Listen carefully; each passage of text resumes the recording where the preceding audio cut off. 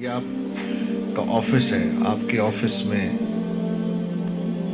کوئی آدمی انٹر کرتا ہے، باہری گارڈز بیٹھے ہیں، پہلا سوال پوچھتے ہیں بھائی آپ یہاں کیا کرنے آئے ہیں، کیا کام ہے؟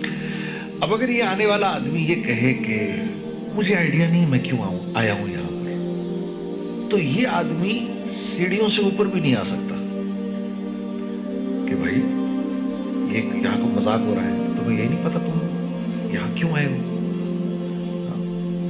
تو ایک آفس، ایک نارمل سا آفس، یہاں تو کوئی آدمی بغیر مقصد اور بغیر وجہ کے آ نہیں سکتا، تو اس کائنات کے اندر میں اور آپ بغیر وجہ کے ہیں، تو قرآن اس کو کیسے بیان کرتا ہے؟ تو قرآن کہتا ہے افحسبتم انما خلقناکم عبثا وانکم الینا لا ترجعون۔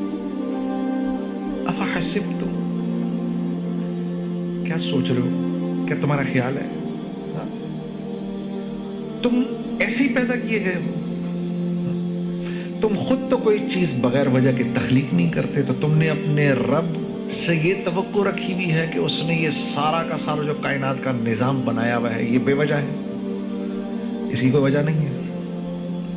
فتعال اللہ الملک الحق لا الہ الا هو رب العرش الکریم۔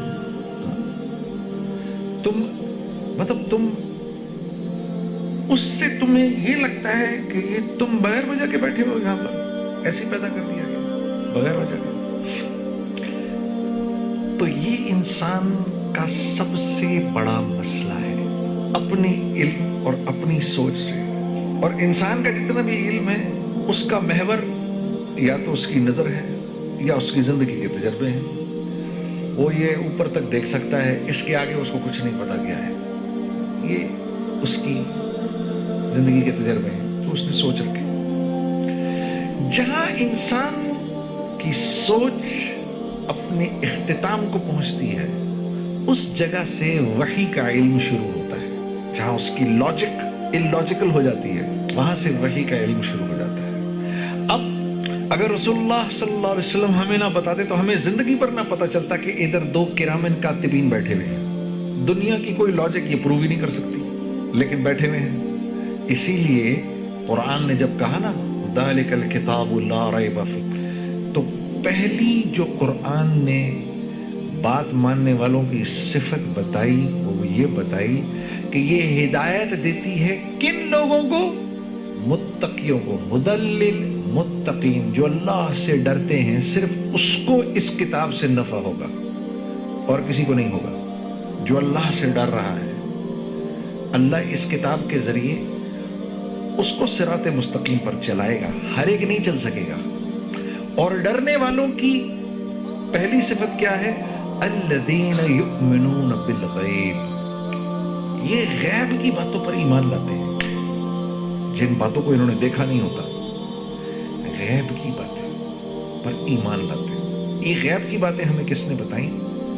رسول اللہ صلی اللہ علیہ وسلم۔ انہوں نے بتایا ادھر کرامین کاتبین بیٹھے ہوئے ہیں، مجھے تو نظر ہی نہیں آ رہا۔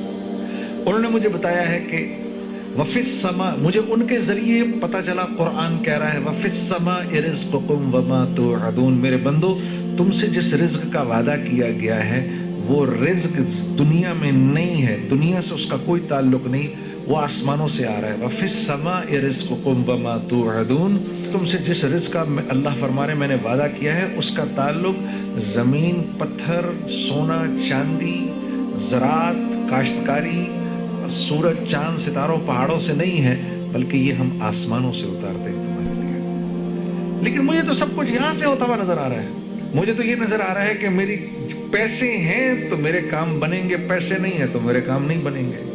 مجھے تو یہ نظر آ رہا ہے کہ میری یہ نوکری گئی تو میں تو تباہ و برباد ہو جاؤں گا، یہ نوکری میں چلتا رہوں گا تو ٹھیک چلتا رہوں گا، میری زندگی بنی رہے گی۔ مجھے تو یہ نظر آ رہا ہے نا، یہ ساری چیزیں مجھے نظر آ رہی ہیں، اس لیے میری زندگی کا ایک ایک لمحہ ان کے گرد گھوم رہا ہے، چیزوں کے گرد گھوم رہا ہے، اسباب کے گرد گھوم رہا ہے، حالانکہ یہ صرف اور صرف پیالے ہیں جن میں رزق ڈالا جاتا ہے۔ تو دراصل میں پیالے کی خدمت میں لگا ہوا ہوں، جو اس میں رزق ڈال رہا ہے اس سے میرا کوئی تعلق نہیں۔ تو جو یہ زندگی گزارے گا، تھوڑے دنوں کے بعد پھر اللہ کی طرف سے اس پر حالات آنا شروع ہوں گے۔ یہ جتنی قومیں تباہ ہوئی تھیں، یہ اپنی چیزوں میں گم ہو کے تو تباہ ہوئی تھیں۔ جیسے اقبال نے نہیں کہا، کافر کی یہ پہچان کہ آکاش میں گم ہے، مومن کی یہ پہچان کہ گم اس میں ہے آکاش۔ آکاش میں گم ہے، دنیا میں گم ہے، یہیں سے ہوگا سب کچھ، اسی پیسے سے ہوگا۔ اب کیونکہ پیسے سے ہوگا تو پھر میں نے اس بات کی پرواہ نہیں کرنی کہ یہ پیسہ کیسے آئے گا میرے پاس، کیونکہ ہوگا تو پیسے سے۔ ہاں، یہ کیسے آ رہا ہے اس کی فکر تو میں تب کروں گا جب مجھے اس بات کا احساس ہوگا کہ بھائی اس پیسے سے میری زندگی نہیں بنے گی۔ یہ پیسہ تو کاغذ کا ٹکڑا ہے، اس سے تو صرف ہوتا ہوا نظر آ رہا ہے، کرنے والی ذات کس کی ہے؟ اللہ کی۔ اس کو کہتے ہیں لا الہ الا اللہ۔ ریت کا ذرہ رکھتا ہے، ان کی اتنی حیثیت بھی نہیں ہے، کرنے والی ذات اللہ کی ہے۔ تو پھر میں کیوں اللہ کے حکم کو توڑوں؟ یہی وجہ تھی کہ جب جبرائیل نے آ کے ابراہیم علیہ السلام سے کہا کہ یہ نمرود تو آپ کو آگ میں پھینکنے والا ہے، تو آپ کہیں تو بچا لیں آپ کو۔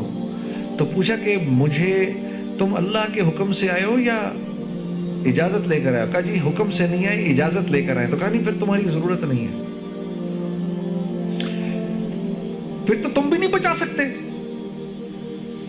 حسبنا اللہ ونعم الوکیل ونعم المولا ونعم النصیر، یہ ان کے الفاظ تھے۔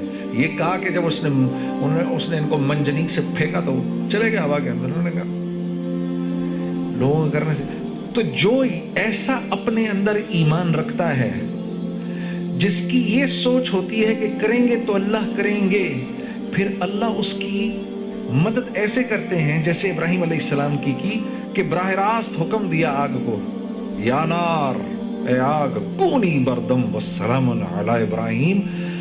وہ آگ کہ جس کے اوپر سے پرندہ بھی نہیں جا سکتا تھا، وہ آگ اتنی ٹھنڈی ہو گئی کہ ابراہیم علیہ السلام کو سردی لگی ایک دم سے، تو فرمایا سلامتی والی، تو پھر تھوڑی گرم ہو گئی۔ اور شولوں نے یوں اوپر ایسے آسمان پہ سے ان کو وہیں سے پکڑا، یوں گھما گھمو کے نیچے لے کر آئے۔ جو یہ رسیاں لگی تھی ان کو تو جلا دیا، ایک بال بھی یہاں سے نہیں جلا۔ اللہ نے جبرائیل کو بھیجا، اس نے پر مار کے وہیں پر آبشار اور وہیں پر پانی اور وہیں پر باغ اور تخت۔